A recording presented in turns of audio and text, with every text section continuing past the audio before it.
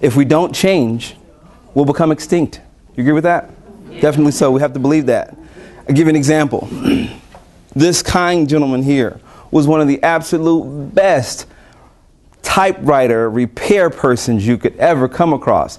Here's my question. What do you think he's doing right now? You're right, you better believe it. Yeah, he's not doing anything. Why? Because he didn't change with what's going on. Exactly. And we can clearly see that, right? We can clearly see that. And this is the thing, and this is sort of the lifeblood of our session together, is understanding that change is here to stay. It's ever evolving, whether we want to admit it or not, or accept it or not. Things will continue to change. It will continue to change, which means this gentleman here, yes, he had his time, but now he's extinct, and he has to move on, or he should have moved on. Here's a good thing to keep in mind. Lizards have a chemical in their body that's called chromatophore.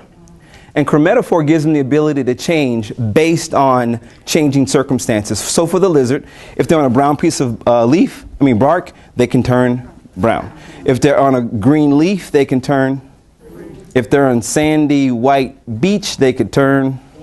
Yeah, easy enough, right? God gave us that great illustration of change. Here's the thing. We have chromatophore, or we need to have chromatophore. If not, we have to become extinct. We will become extinct. Give you some great examples. Here's an interesting thing.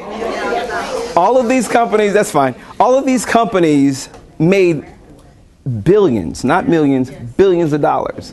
But we look at them as cautionary tales, and we remember when we used to get our clothes from Montgomery Ward, and we used to take flights with TWA. We used to get our food from A&P. We used to get our videos from Hollywood. Yeah, computers from CompUSA. We just assumed it would all be here. I know, remember Bennigan's? I love Bennigan's.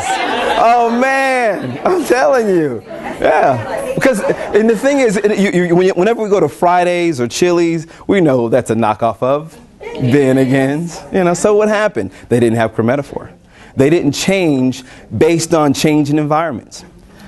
Interesting, in Bombay, remember the Bombay company? Yeah, I still have a couple of pieces from them.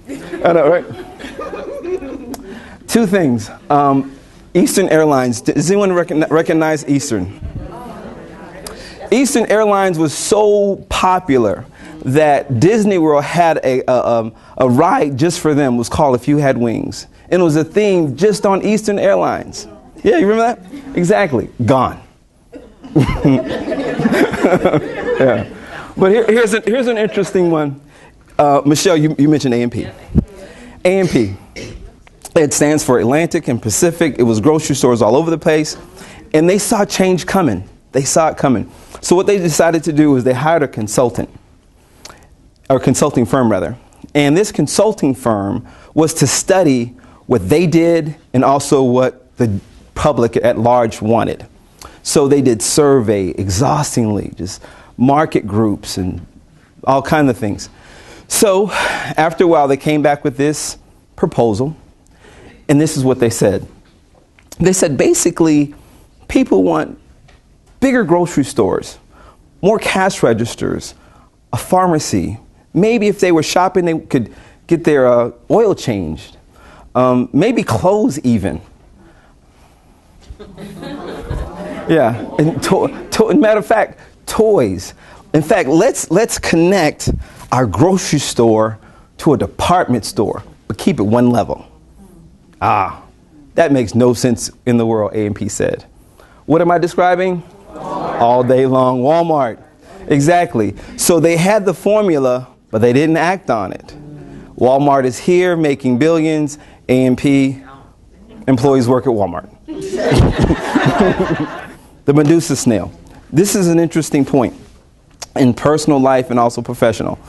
When a Medusa Snail is small, larger fish will come and consume it, because I guess for them it's tasty. But the problem with the Medusa Snail is this: its shell can't be digested by a fish.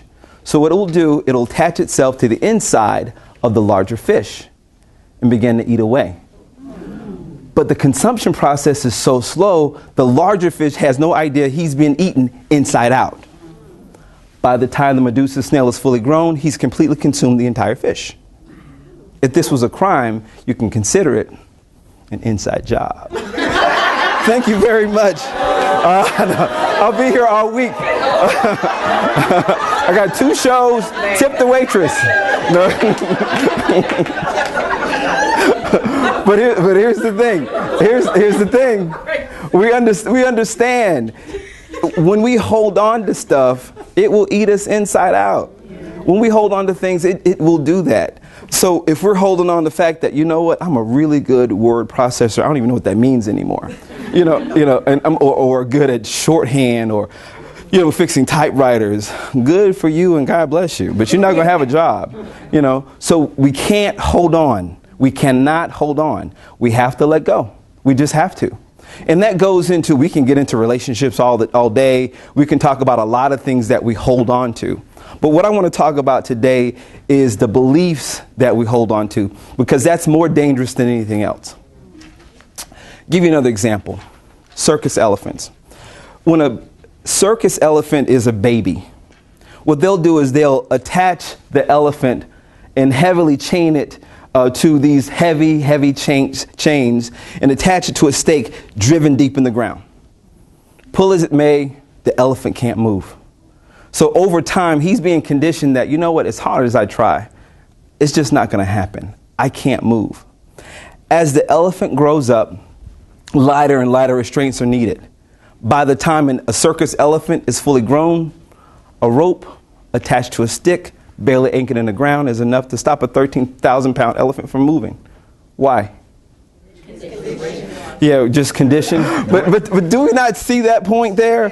That you can have a mind condition where if A, B, and C is present, if these conditions are present, I have to do this or I can't do that.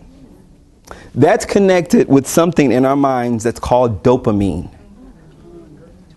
Dopamine is the chemical in our bodies that motivate us to do what we do. Give an example. If a person, and I am not promoting I am a drug user. However, if a person smokes marijuana, their dopamine goes up by 10. If a person uses crack cocaine, it goes up by 700. It's dopamine. And all of a sudden they're addicted, not to the chemical externally, it's the chemical internally.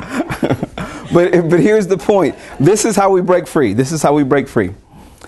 Shrimp are one of the only beings that wear their skeletons on the outside of their bodies. So for a shrimp, every time it's time to grow, they shed their skeletons. So when it's time to grow, they shed their skeletons. When it's time to grow again, they shed their skeletons. Happens up to 26 times in their lifespan. With us, as we grow, guess what we have to do? You got to shed it. You got to let it go. We have to let it go. So if we were actually tied to a process, a procedure, a way of doing things, a relationship or a circumstance that's really not serving you anymore. Sid Simon, a relationship expert, says there's 2 types of relationships, nourishing ones, toxic ones.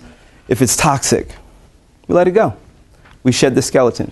That's how we move forward. That's the change process. And if anything, the one thing we want to know in regards to change is this: if you have the ability to let go, you'll be fine. It's all about letting go.